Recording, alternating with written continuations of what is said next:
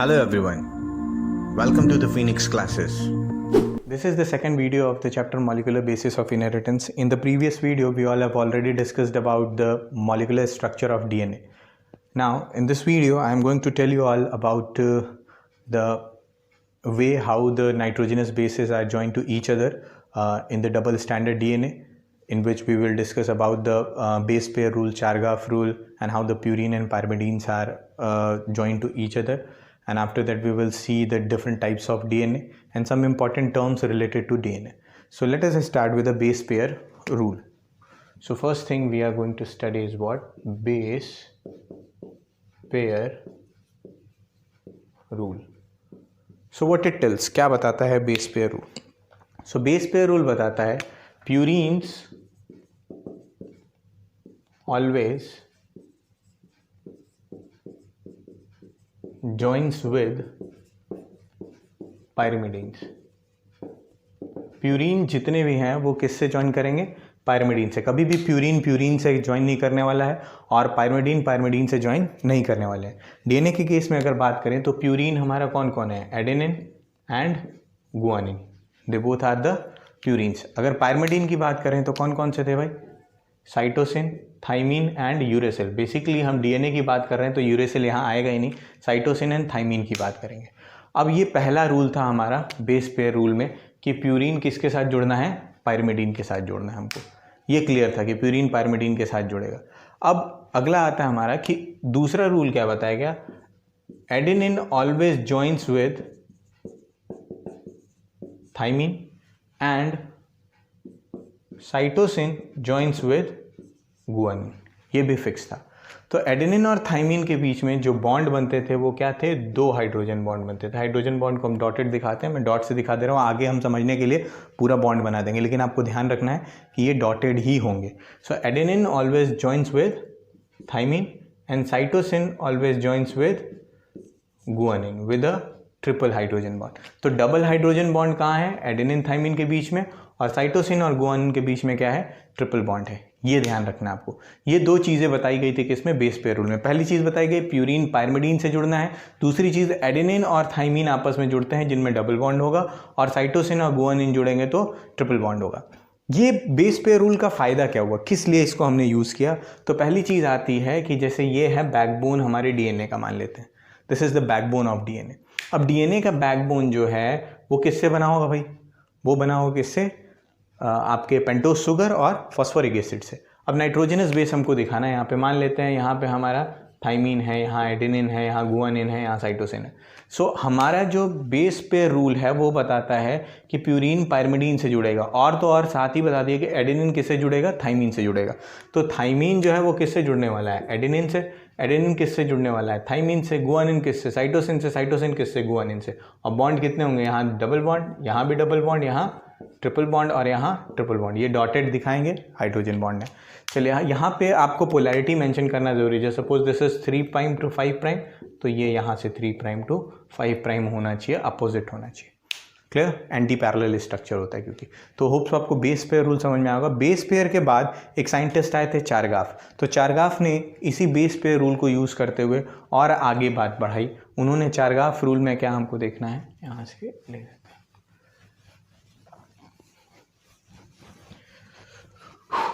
तो यहाँ हमने समझ लिया कि बेस पेयर रूल क्या था.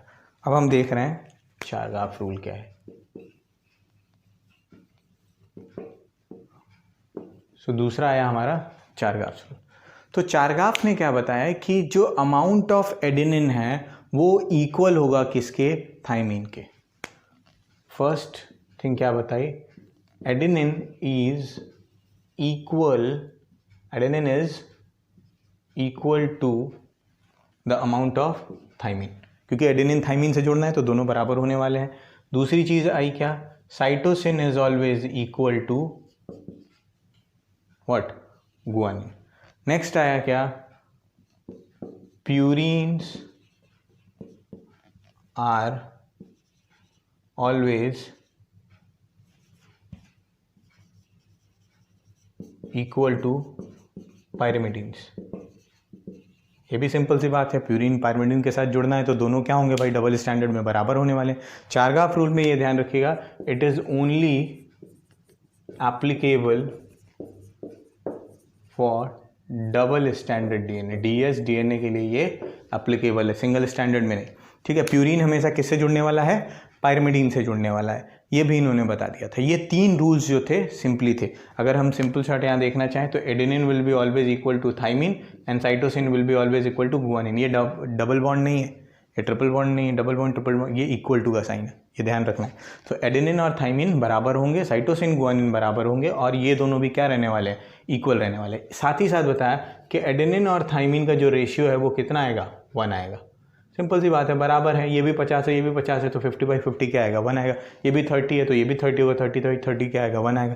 उसी तरीके से साइटोसिन और गुआनिन का भी रेशियो क्या आने वाला है, 1 आने वाला है। वैसे ही प्यूरिन और पायरिमिडीन का भी रेशियो क्या आने वाला है, 1 आने वाला है। सिंपल सी चीज़ है, बात वही है, दूसरे तरीके से घुमा के हमने कह दिया यहाँ पे। तो एडेनिन और थाइमिन का रेशियो 1, एडेनिन और थाइमिन दोनों बराबर हैं तो रेशियो 1 आएगा ही आएगा। चलिए ठीक है, इससे कुछ क्वेश्चंस आते हैं। अब उन क्वेश्चंस पे अगर फोकस करें, एक छोटा सा क्वेश्चन ले लेते हैं। जैसे suppose amount of adenine in a DNA और the nucleotide polynucleotide is what 40%। मान लेते हैं 40% क्या है, एडेनिन है। तो पूछ लिया कि साइटोसिन का अमाउंट बताइए कितना होगा। तो हमको पता है कि कितने टाइप के होने वाले हैं भाई, 4 टाइप के नाइट्रोजनस बेस होंगे, एडेनिन होगा, थाइमिन होगा, साइटोसिन होगा, गुआनिन होगा, ये 4 टाइप के रहने वाले हैं। और हमको यहाँ रूल में यहाँ पता है कि adenine will always equal to thymine, तो एडेनिन और थाइमिन का रेशियो 1 आना है और ये दोनों क्या होने वाले हैं, बराबर होने वाले हैं।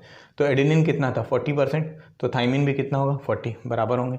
तो टोटल कितना हो गया 80, तो बचा कितना 20। तो मतलब 20 बचा हुआ है किन के लिए, साइटोसिन और गुआनिन के लिए। साइटोसिन गुआनिन बराबर होते हैं तो 20/2 इज इक्वल टू 10, मतलब 10 साइटोसिन एंड 10 गुआनिन होगा, तब ये जाके क्या होने वाले हैं, 100% होने वाले हैं। तो साइटोसिन का परसेंटेज पूछा है तो कितना आया, यहाँ पे हमको दिख रहा है 10%, तो आंसर क्या हो जाएगा 10%। Late us consider one more question, यहाँ क्वेश्चन देख लेते हैं एक और। मान लेते हैं हमारे पास गुआनिन जो है वो कितना है, गुआनिन हमारे पास मान लेते हैं 35% है, ठीक है, 35% हमारे पास गुआनिन है। तो क्वेश्चन पूछ लिया कि एडेनिन का अमाउंट बताइए कितना होगा। So you all can calculate it and answer me in the comment section कि क्या होगा एडेनिन का अमाउंट। क्लियरली सॉल्व करके बताइएगा कितना होगा एडेनिन का अमाउंट। यहाँ एक और चीज़ देख लेते हैं, नंबर ऑफ हाइड्रोजन बॉन्ड, ये भी सम टाइम पूछता है कि नंबर ऑफ हाइड्रोजन बॉन्ड कितने होंगे। तो नंबर ऑफ हाइड्रोजन बॉन्ड कैसे निकाले भाई, तो हम जानते हैं कि साइटोसिन गुआनिन, अब नंबर ऑफ हाइड्रोजन बॉन्ड के लिए आपको यहाँ न्यूक्लियोटाइड दिया होना चाहिए कि कितने हैं, कितनी चेन बनी हुई है, तब हम नंबर ऑफ हाइड्रोजन बॉन्ड निकाल पाएंगे। क्योंकि हम ये ध्यान रखना है कि साइटोसिन और गुआनिन, अगर हम संख्या ही देख लें ये 40 है, अगर हम 100 न्यूक्लियोटाइड की बात कर लें तो ये 40 हो जाएगा, ये 40 हो जाएगा, ये 10 हो जाएगा, ऐसा ही होगा। तो हमारे पास 10 मिलने वाले हैं साइटोसिन एंड गुआनिन के बीच में ट्रिपल बॉन्ड, ठीक है, और 40 हमको मिलने वाले हैं एडेनिन और थाइमिन के बीच में डबल बॉन्ड। तो ये डबल बॉन्ड है तो 40 × 2 मतलब ये होगा 80, और ये 10 × 3 ट्रिपल बॉन्ड होगा यहाँ, तो ये कितने हो गए 30। तो 80 + 30 is equal to 110 hydrogen bonds यहाँ हमको ऑब्टेन हो जाएंगे। इस तरीके से आप कैलकुलेट कर सकते हैं। तो अगर यहाँ मैं मान लूँ कि नाइट्रोजनस बेस या तो न्यूक्लियोटाइड की बात करें, अच्छा इतना ही कैलकुलेट करिए आप, पहले एडेनिन का अमाउंट कैलकुलेट करके आंसर करिए इसको। चलिए फिर हम आगे बढ़ते हैं। सो चारगाफ रूल होप सो आपको समझ में आ गया होगा यहाँ तक, ठीक है।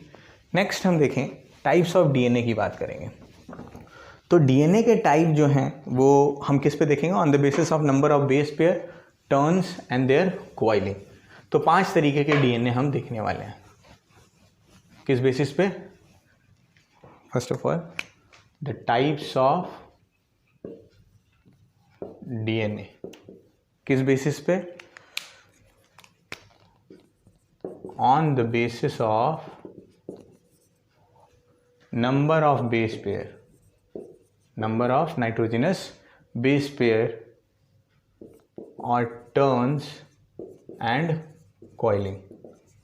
तो इस बेसिस पे हमको डीएनए के टाइप्स देखने हैं। तो 5 टाइप के डीएनए हैं। पहले हम यहाँ देख लेते हैं डीएनए, अलग अलग टाइप देख लेंगे, और क्या देखना है हमको, नंबर ऑफ बेस पेयर कितने होते हैं और उनकी कॉइलिंग किस तरीके से होती है। कॉइलिंग में हमने ऑलरेडी थोड़ा सा डिस्कस किया हुआ है प्रीवियस वीडियो में कि कॉइलिंग जो है वो राइट हैंडेड है या लेफ्ट हैंडेड है, मीन्स क्लॉकवाइज है या एंटी क्लॉकवाइज है, वो देखेंगे। तो पहले हम डीएनए देख लें। डीएनए के कितने टाइप मैंने बताया, 5 हैं। अब ये 5 टाइप कौन कौन से हैं, डीएनए ए, बी, सी, डी, और 5वां क्या होगा, ई? नहीं, बिल्कुल नहीं, ये क्या है, जेड है। Clear, A, B, C and Z, 5 type के डीएनए। बेसिकली देखिए एग्जाम में किसके बारे में पूछा जाता है, बी के बारे में और जेड के बारे में। ये भी बता दूंगा क्यों इनके बारे में पूछा जाता है। देखिए यहाँ से चलते हैं, ज़्यादा से स्टार्ट करेंगे, कम की तरफ बढ़ेंगे। Number of base pair in A type 11, B type में 10। यही बी टाइप है जिसको वाटसन एंड क्रिक ने सेलेक्ट किया था, इसीलिए हम 10 कंसीडर करते हैं। 34 एंगस्ट्रम को हम नाइट्रोजनस बेस से अगर डिवाइड करके देखते हैं तो 3.4 एंगस्ट्रम आता है 2 कंसेक्यूटिव नाइट्रोजनस बेस के बीच का डिस्टेंस। तो ये 10 होते हैं इसमें। अगर हम इसकी बात करें सी की, तो सी में जो होता है वो होता है 9.33। अब बच्चे यहाँ कन्फ्यूज़, ये 9.33 का क्या मतलब हो गया भाई? तो ऐसा है कि अगर हम देखें 2 टर्निंग, अगर लंबा पॉलीपेप्टाइड चेन अगर देख लें हम, तो एक जो हेलिक्स कंप्लीट होती है, हेलिकल जो पूरा टर्निंग एक हो जाती है, एक टर्न में मान लेते हैं 10 हो गया, उसके अगले 2 टर्न में 9 ही पाएगा, तो क्या हो जाएगा उसका, तो हमको एवरेज निकालना पड़ेगा। तो जो एवरेज आता है वो कितना आता है, 9.33 बेस पेयर्स आते हैं। क्लियर, तो इस तरीके से 9.33 है। नेक्स्ट अगर हम डीएनए में बात करें तो उससे भी कम हो जाता है 8, तो इसमें क्या 7 हो जाएगा? नहीं, देखिए ये उल्टा है, बिल्कुल ई नहीं है, उल्टा है, ये सबसे ज़्यादा है, कितना है, 12 होता है। ठीक है, नेक्स्ट अगली बात करें, कॉइलिंग की बात करें तो ये कैसा होता है, राइट हैंडेड टर्न लेता है, ये भी राइट हैंडेड है, ये भी राइट हैंडेड है, ये भी राइट हैंडेड है, और ये कैसा है, लेफ्ट हैंडेड है। इसीलिए इसका लास्ट वाला अल्फ़ाबेट यूज़ किया गया, उल्टा चल रहा है। यहाँ तो शुरू से लाइन से आया है लेकिन ये उल्टा चल रहा है, या इसलिए हमने पीछे वाला वर्ड यूज़ कर लिया, जेड यूज़ कर लिया, और इसीलिए इसको पूछा जाता है। और इसको वाटसन एंड क्रिक ने यूज़ किया था, इसलिए इसको पूछा जाता है। एक राइट हैंडेड पूछा गया, एक लेफ्ट हैंडेड, तो इन्हीं दोनों में से पूछा जाता है। ये सबसे ज़्यादा है 12। राइट हैंडेड है तो क्या होगा भाई, राइट हैंडेड टर्न होगा तो ये कैसा हो गया, क्लॉकवाइज हो गया, ये भी क्लॉकवाइज हो गया, ये भी क्लॉकवाइज हो गया, ये भी क्लॉकवाइज हो गया, बट ये कैसा हो जाएगा, एंटी क्लॉकवाइज। एंटी क्लॉकवाइज है इसलिए भी ये इंपॉर्टेंट बन जाता है। तो इस तरीके से टाइप्स ऑफ डीएनए हमने पढ़े। कितने टाइप हैं, 5 टाइप है, ए, बी, सी, डी और Z. Number of base pair याद रखना है, नंबर्स किसमें कितने हैं, जो है फैक्टराइज वाला ये 9.33, ये भी ध्यान रखिएगा। नेक्स्ट ज़्यादातर बी और जेड के बारे में पूछा जाता है। ऐसा भी पूछा जाता है कि वाटसन एंड क्रिक ने किस पे काम किया था, तो बी पे किया था, और एंटी क्लॉकवाइज कौन सा है, तो जेड डीएनए। ठीक है, यहाँ तक होप्स आपको बात समझ में आई होगी। अब थोड़ा आगे बढ़ते हैं, कुछ इंपॉर्टेंट टर्म्स देखते हैं related to DNA. Let us consider some important terms related to DNA. So देखिए क्या इंपॉर्टेंट टर्म्स में हम स्टार्ट करेंगे, पहले हम सी वैल्यू देख लेते हैं। चलिए पहले सी वैल्यू क्या होता है वो समझने की कोशिश करते हैं। So the total DNA on one set is called as C value. It is the total DNA on one set, or we can say haploid cell is called as C value। अच्छा, haploid cell को हम किससे दिखाते हैं, N से, तो N है तो C, दोनों का क्या होगा, वैल्यू बराबर होगा। N होगा तो C वैल्यू C आ गई, लेकिन अगर ये 2N होगा तो ये क्या होगी, वैल्यू 2C होगी। ये ध्यान रखिएगा। अगर हैप्लॉइड क्रोमोसोम जो है वो 23 है तो सी वैल्यू कितना आना है हमारा, 23 आना है। अगर डिप्लॉइड है और एन क्रोमोसोम में अगर देखें हम तो कितना होता है भाई, 23 होता है हमारी बॉडी में, तो ये वैल्यू जो होगी वो 2C डबल हो जाएगी, ये भी कितनी हो जाएगी, 46 आएगी। इस तरीके से हम सी वैल्यू जो है वो कैलकुलेट करते हैं। ठीक है, सी वैल्यू को यहीं तक रखते हैं। ठीक है, ध्यान रखिएगा definition, the total DNA on a one set और the haploid cell is called as C value. ये बात ध्यान रखनी है। ठीक है, नेक्स्ट इसकी यूनिट आती है, इस किस यूनिट में इसको हम लिखते हैं, जो भी अमाउंट लिखेंगे it is in the picogram. Unit क्या होती है इसकी, पिकोग्राम्स। ठीक है, सी वैल्यू होप्स आपको समझ में आ गया होगा। अब हम बात करते हैं ह्यूमन जीनोम में डीएनए की लेंथ कितनी होती है। The length of DNA in a human genome.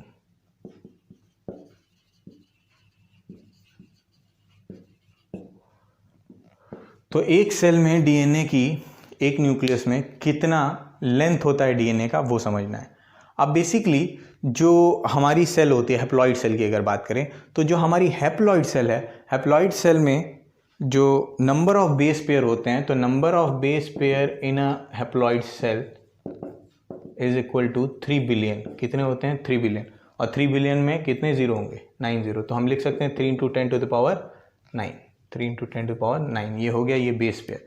हम जानते हैं 1 बेस पेयर अगर हम बी टाइप ले रहे हैं, बेसिकली जनरल वही है, उसी को कंसीडर करना है। तो अगर हम एक पूरे टर्न की बात करें तो 34 एंगस्ट्रम था डिस्टेंस, ठीक है। अब पूरे एक टर्न में 34 एंगस्ट्रम आता है, तो 10 है भाई, तो 3.4 एंगस्ट्रम हो जाएगा, दो बेस पेयर के बीच में डिस्टेंस हमने ऑलरेडी डिस्कस किया। अब एंगस्ट्रम को हम अगर इस तरीके से नॉर्मल लिखना चाहें तो इंटू 10 टू पावर -10 लिखना पड़ेगा। सो 3.4 इंटू 10 टू द पावर -10 हो जाएगा ये, ठीक है। अब इनको हम कैलकुलेट कर लेते हैं। The number of base pair जितने हैं और उसकी डिस्टेंस, जितने भी नंबर ऑफ बेस पेयर तो हम जान रहे हैं 3 बिलियन है, तो उसके बीच का डिस्टेंस अगर देख लेंगे, उसको मल्टीप्लाई कर देंगे इससे, तो हमको पूरा डीएनए का लेंथ मिल जाएगा। तो हमको डीएनए की लेंथ निकालें। यहाँ हम क्या कर दें, नंबर ऑफ बेस पेयर में ये जो लेंथ है 3.4 इंटू 10 टू पावर -10 मल्टीप्लाई कर दें तो हमको लेंथ मिल जाएगी। तो हम देखें कितनी लेंथ आती है भाई। नंबर ऑफ बेस पेयर कितना हो गया भाई? 3 इंटू 10 टू द पावर 9, ठीक है। ये 3 बिलियन हो गया। ये वैल्यू कितनी आ जाएगी? 3.4 इंटू 10 टू पावर -10। अच्छा, हम ये अगर और आगे बढ़ें, यहाँ से इसको चटका देते हैं। ये चटक गया, लेकिन -1 रह गया, 10 टू द पावर -1 रह जाएगा। 9 से 9 कटेगा, एक तो बच जाएगा ना, 10 टू पावर -1 रह जाएगा। तो ये जो वैल्यू आई वो क्या आई? 3 into 3.4 into 10 to the power -1 ये आई। तो 3 3 से 9, 4 3 से 12, मतलब 4 3 से 12, 2 3 3 से 9, सो 1.02 हो जाएगा। अगर ऐसे देखें तो 10.2 आ रहा है, आराम से ही देख लीजिए स्टेप वाइज। 10.2 आ रहा है, 10.2 into 10 to power -1 into 10 to power -1, तो वैल्यू क्या आ जाएगी? 1.02 मीटर। ये एक हैप्लॉइड सेल में हमने निकाला। अगर डिप्लॉइड सेल की बात होगी तो ये इंटू 2 हो जाएगा, डबल हो जाएगा सब ना। तो 1.02 इंटू 2 इज इक्वल टू क्या हो जाएगा? 2.04 मीटर। तो 2.04 या किसी किसी बुक में 2.22 भी लिखा हुआ है। यहाँ कैलकुलेशन से हमने निकाला कितना आ रहा है? 2.04 मीटर आता है, ठीक है। ये ह्यूमन जीनोम में डीएनए की लेंथ है। सो इस तरीके से आप length of DNA in human genome भी कैलकुलेट कर सकते हैं। तो यहाँ तक होप सो आपको बात समझ में आ गई होगी। अब बात करते हैं what is naked DNA. Naked DNA क्या होता है? The DNA without the histone protein are called as naked DNA.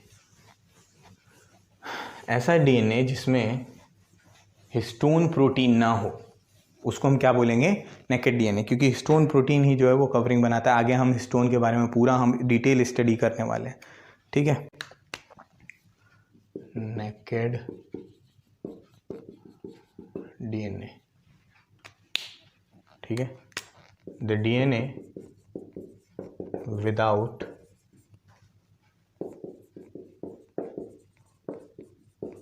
Histone protein is called as naked DNA. अच्छा, हम बात करें अगर, तो हम जानते हैं ऑलरेडी कि जो डीएनए है नॉर्मली, लिख ही लेते हैं, normally DNA are the double standard structure and RNA are the single standard structure. ये हम ऑलरेडी जानते हैं कि डीएनए और आरएनए ऐसे होते हैं, बट एक्सेप्शंस हैं कुछ। एक्सेप्शंस क्या हैं? जो डीएनए है वो कहीं कहीं सिंगल स्टैंडर्ड भी पाया जाता है। जो सिंगल स्टैंडर्ड डीएनए है वो ग्रुप 2 वायरसेस में पाया जाता है। सो एक्सेप्शंस क्या हैं? Group 2 viruses are having single standard DNA. अगर ऐसा पूछ लिया जाए कि कोई ऐसा ऑर्गेनिज्म बताइए जो सिंगल स्टैंडर्ड डीएनए रखता है, तो हम क्या बोलेंगे? ग्रुप 2 वायरसेस, जिसमें हम कॉलीफेज वायरस होता है, जिसमें एक एग्जांपल हम ले लें कॉलीफेज वायरस, या इसी को हम कॉलीफेज को हम क्या बोलते हैं? 5x174 वायरस, ठीक है। दोनों एक ही चीज़ है। वैसे ही हम आरएनए की बात कर लें तो बेसिकली ये सिंगल स्टैंडर्ड होता है, लेकिन डबल स्टैंडर्ड हम किसको बोलते हैं? Reovirus are the double standard virus. Double standard RNA के साथ ये वायरस होता है। कौन सा वायरस है, reoviruses are the double standard RNA containing viruses. तो हमने नॉर्मली भी देख लिया और एक्सेप्शंस भी देख लिए। ये याद रखिएगा, ये अक्सर एक नंबर में ये क्वेश्चन पूछा जाता है, नेकेड डीएनए क्या होता है, ऐसा ऑर्गेनिज्म बताइए जिसमें सिंगल स्टैंडर्ड डीएनए पाया जाता है। ये सारी चीज़ें हमारी किसकी हैं, डीएनए की पाई है। इस तरीके से एक नंबर में ये क्वेश्चंस पूछे जाते हैं। अब एक और टर्म आता है कि भाई सिस्ट्रॉन क्या होता है। सिस्ट्रॉन क्या होता है, वो पार्ट डीएनए का जो कि प्रोटीन बनाने के लिए रिस्पॉन्सिबल है, उसको हम सिस्ट्रॉन बोलते हैं। The part of DNA which involves in the formation of protein is called as cistron. अब इसी में मोनोसिस्ट्रॉनिक और पॉलीसिस्ट्रॉनिक टर्म्स भी आते हैं। तो मोनोसिस्ट्रॉनिक के लिए अभी देखिए क्या है कि डीएनए से प्रोटीन तो डायरेक्ट बनता नहीं है, पहले एमआरएनए बनेगा, एमआरएनए से तब प्रोटीन बनेगा, मतलब ट्रांसक्रिप्शन होगा, तब ट्रांसलेशन होगा और प्रोटीन बनेगा। तो हमने सिस्ट्रॉन तो बोल दिया किसको, डीएनए के सेगमेंट को, लेकिन वो बन किस तरह होगा एक्चुअली, डीएनए से तो एमआरएनए बनेगा ना, एमआरएनए से तब प्रोटीन बनेगा, तो एमआरएनए बनने वाला है। तो एमआरएनए का वो पर्टिकुलर सीक्वेंस जो प्रोटीन बनाता है, वो अगर एक बना रहा है तो मोनोसिस्ट्रॉनिक बोलेंगे, अगर कई सारे पॉलीपेप्टाइड बना रहा है तो उसको पॉलीसिस्ट्रॉनिक बोलेंगे। ठीक है, तो हमने सिस्ट्रॉन देखा, मोनोसिस्ट्रॉनिक देखा और पॉलीसिस्ट्रॉनिक भी देख लिया। तो ये कुछ डिफरेंट टर्म्स थे। नेक्स्ट आता है पैलिंड्रोम क्या होता है।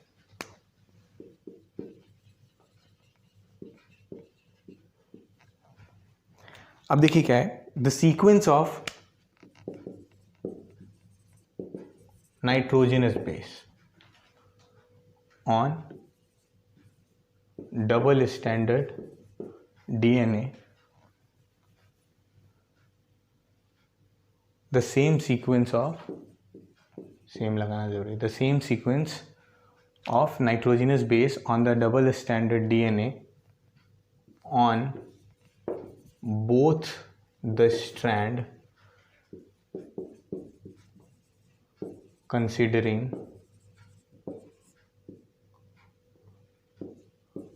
Same polarity.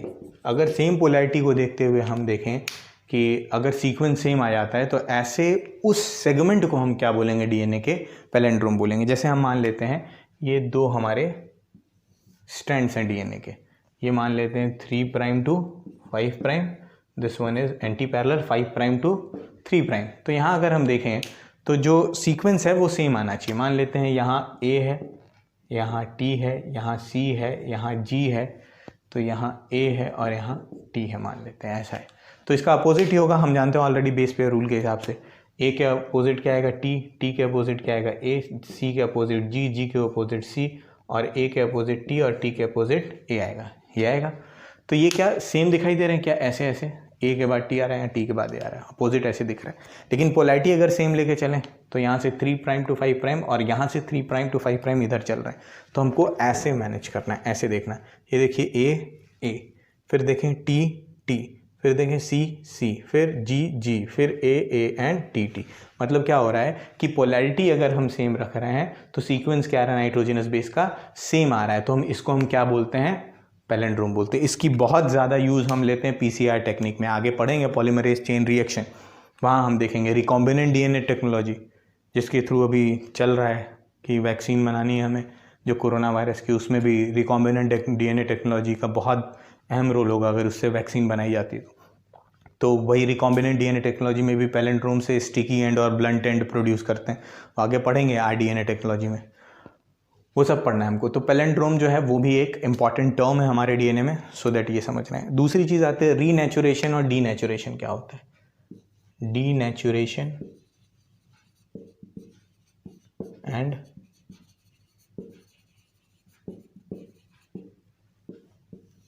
रीनेचुरेशन क्या होता है। सो भाई डीनेचुरेशन रीनेचुरेशन क्या है, जब भी डीएनए के ये दो स्ट्रैंड्स हैं, ठीक है, अब इन दोनों स्ट्रैंड्स को अगर हमको अलग करना है तो हमको हीट देना पड़ता है, और हीट देने के साथ 90 डिग्री सेल्सियस बेसिकली उतना जाने के बाद क्या हो जाता है, जो हाइड्रोजन बॉन्ड्स होते हैं वीक होते हैं हम जानते हैं, तो ये दोनों स्ट्रैंड्स किस वजह से जुड़े हुए हैं एक दूसरे से, ये जो नाइट्रोजनस बेस में हाइड्रोजन बॉन्ड है उन्हीं से हमने स्ट्रक्चर में भी देखा था।